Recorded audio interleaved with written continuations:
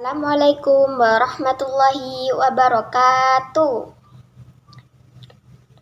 Bagaimana hari ini anak-anak kabarnya? Alhamdulillah sehat dan baik semua ya. Oke, sebelum kita memulai pelajaran pada hari ini, alangkah baiknya kita doa terlebih dahulu. Mari kita doa bersama-sama. Bismillahirrohmanirrohim. Raditu billahi robba wa bil islami dina wa bi muhammadin nabiyya wa rasulah rabbil qur'ani imama rabbi zidni ilma warzuqni fahma birahmatika ya arhamar rahimin. Amin. Oke, sebelum memulai pelajaran, Ibu mau absen dulu ya.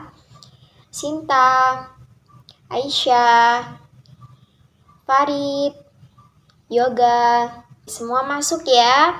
Ada yang belum di absen di sini?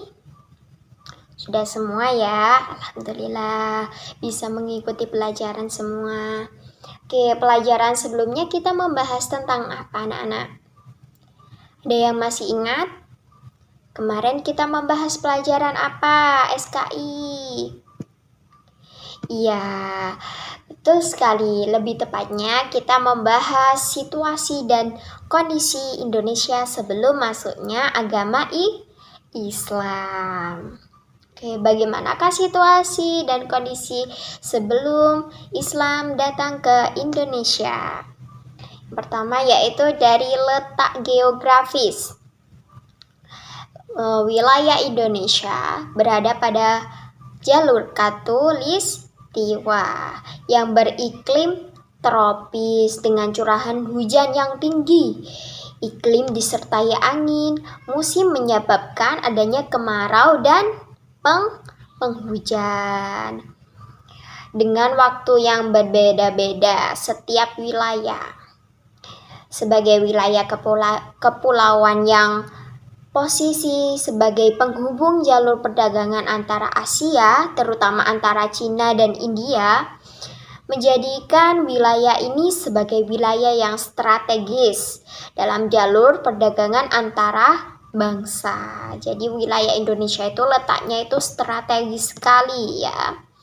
Hal tersebut berdampak panjang terhadap masa depan sejarah bangsa Indonesia. Kemudian keyakinan orang Indonesia dahulu. Sebelum datangnya Islam, masyarakat Indonesia sudah mengenal agama dan kepercayaan yang berbeda-beda. Agama yang berkembang pada saat itu sebelum agama Islam masuk ke Indonesia yaitu agama Hindu dan Buddha, yang mana agama ini mempercayai pada dewa-dewa. Agama Hindu dan Buddha berkembang pesat pada masa kerajaan Majapahit, ditandai dengan bangunan candi yang tersebar di beberapa wilayah dengan arcanya, prasasti dan kitab-kitab yang memberikan gambaran yang jelas terhadap potret keagamaan pada saat itu, yaitu politik dan pemerintahan di Indonesia sebelum kedatangan Islam. Adapun bukti-bukti tentang politik dan pemerintahan pada kerajaan Majapahit dengan menggunakan data-data yang telah ditempatkan dari prasasti, maka dapat dikembangkan bahwa bangsa Indonesia mengenal sistem politik dan pemerintahan jauh sebelum Islam masuk ke Indonesia. Dan yaitu perekonomian dan perindustrian di Indonesia sebelum datangnya Islam. Bagaimana? Ada yang masih ingat? Ya, jadi seperti ini. Kehidupan perekonomian di bidang industri juga berkembang. Industri di sini meliputi industri rumahan atau kerajinan atau logam.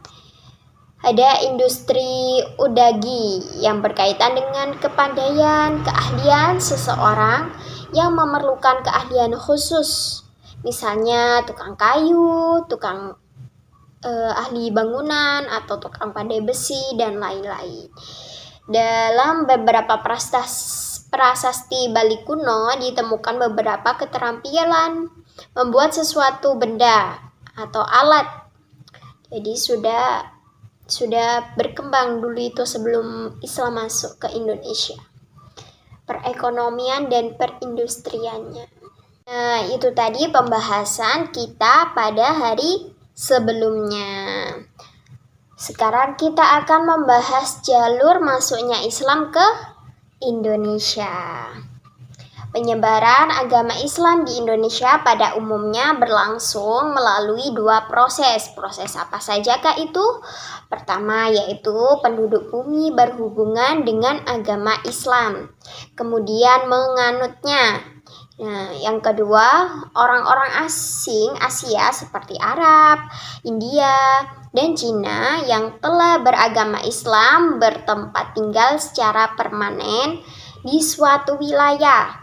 Indonesia melakukan perkawinan campur dan mengikuti gaya hidup lokal. Setidak-tidaknya ada 4 teori tentang Islamisasi awal di Indonesia. Jadi ada 4 teori di sini. Apa saja itu teorinya? Yang pertama ada teori India, kemudian teori Arab, teori Cina, dan teori Gujarat. Oke, kita akan membahas ini ya tentang teori masuknya Islam ke Indonesia.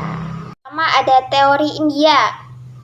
Teori ini dikemukakan oleh Pijnepe, Makulite, Fatimi, dan seorang orientasi Belanda yang meneliti tentang Islam di Indonesia bernama Snow Hogeroj. Ia menyatakan bahwa agama Islam baru masuk ke Indonesia atau ke Nusantara pada abad 13 Masehi yang dibawa oleh para pedagang dari Kambai, Gujarat, India. Kemudian ada teori Arab. Teori ini dikemukakan oleh Sir Thomas Arnold.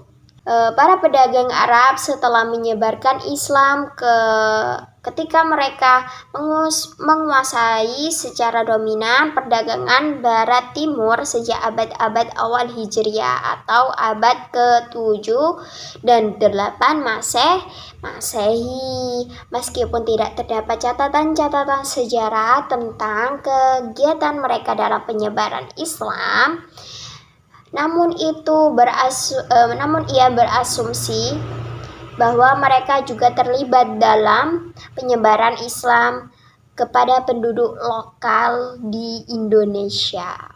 Kemudian ada teori Persia. Sejarawan Hussein Janiningrat adalah orang yang mengemukakan teori ini. Dalam teori ini dinyatakan bahwa Islam masuk ke Nusantara pada abad ke-13 Masehi di Sumatera yang berpusat pada Samudra Pasai. Bukti-bukti persamaannya dengan masyarakat tersebut diantaranya yaitu yang pertama adanya kegiatan 10 Muharram atau Asyura atas meninggalnya cucu baginda Nabi Muhammad SAW. Siapa itu anak-anak? Ada yang ingat? Ada yang tahu? Yaitu Sayyid Husain. Ya, peristiwa apa itu? Peristiwa Karbala yang sangat dijunjung oleh kaum muslimin Syiah di Iran. Di Sumatera Barat, peringatan tersebut disebut dengan upacara keranda tabut, yaitu mengarak keranda yang di atas namakan keranda Husain dan disebut keranda tabut untuk dilempar di sungai. Sedangkan di Pulau Jawa ditandai dengan pembuatan apa? Ada yang tahu? Pembuatan bubur Asyura. Kemudian bukti-bukti lainnya adanya kesamaan konsep ajaran Sufisme dengan menganut Syekh Siti Jenar. Ada yang tahu itu kisahnya bagaimana? Beliau seorang sufi ya. Syekh Siti Jenar dengan Al-Hajj, seorang sufi besar di Persia. Ada yang lain, yaitu bukti-buktinya adanya persamaan batu nisan Maulana Malik Ibrahim tahun 1419 Masehi di Gresik, dan Malik Al-Soleh 1297 Masehi di Pasai yang berasal dari Gujarat. Yang terakhir yakni teori Cina. Teori ini menyatakan bahwa Islam datang ke Indonesia atau Jawa dan Sumatera berasal dari para perantau dari Cina. Menurut teori ini, orang Cina telah berhubungan dengan masyarakat Indonesia jauh sebelum Islam dikenal di Indonesia pada masa Hindu dan Buddha. Etnis Cina atau Tiongkok telah berbaur dengan penduduk Indonesia, terutama melalui kontak perdagangan. Bahkan ajaran Islam telah menyampaikan di Cina pada abad ke-7 Masehi, masa di mana agama ini baru berkembang. Apa yang dapat disimpulkan dari pelajaran pada hari ini, anak-anak? Ya, kesimpulannya yaitu pada dasarnya semua teori memiliki kelebihan dan kelemahan.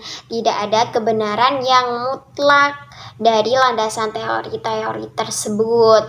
Namun, hal yang sangat penting bahwa Islam tersebar di negara Indonesia tidak dengan jalan kekerasan, melainkan dakwah dengan hikmat, nasihat-nasihat yang baik. Jadi itu murni dari kemauan orang-orang Indonesia sendiri. Pelajaran pada hari ini ada yang ditanyakan, anak-anak? Tidak ada? Yakin tidak ada yang ingin ditanyakan? Kalau begitu, ibu yang bertanya ya. Ada beberapa teori yang masuk atau menyatakan masuknya Islam ke Indonesia. Ada yang bisa menjawab? Ya, kamu Anissa?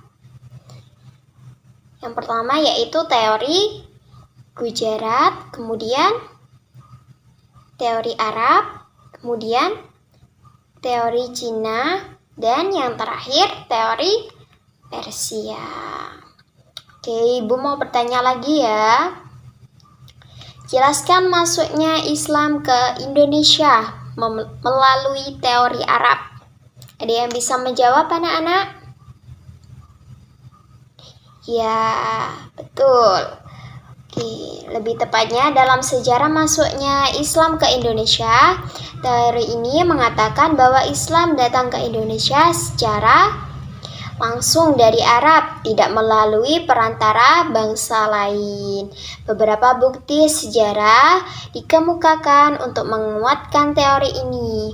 Teori ini mengatakan bahwa Islam masuk ke Indonesia langsung dari Mekah atau Arab sebagai pusat agama Islam sejak abad ke-7 Masehi. Pembelajaran yang akan datang, kita akan membahas proses masuknya Islam ke Indonesia. Apa saja proses masuknya Islam ke Indonesia? Yaitu proses masuknya Islam ke Indonesia melalui perdagangan, kemudian perkawinan, politik, budaya, kesenian, budaya atau kesenian, pendidikan, kemudian tasawuf. Oke, demikian pembelajaran pada hari ini. Ibu mohon maaf apabila kurang penyampaiannya atau penyampaian yang kurang tepat, karena ibu hanyalah manusia biasa, tak luput dari kesalahan dan lupa. Hanya Allah lah maha sempurna. Marilah kita akhiri pembelajaran hari ini dengan doa kafaratul majelis. Subhanakallahumma wa bihamdika asyhadu an la ilaha illa anta astaghfiruka wa atubu ilaik. Wassalamualaikum warahmatullahi wabarakatuh.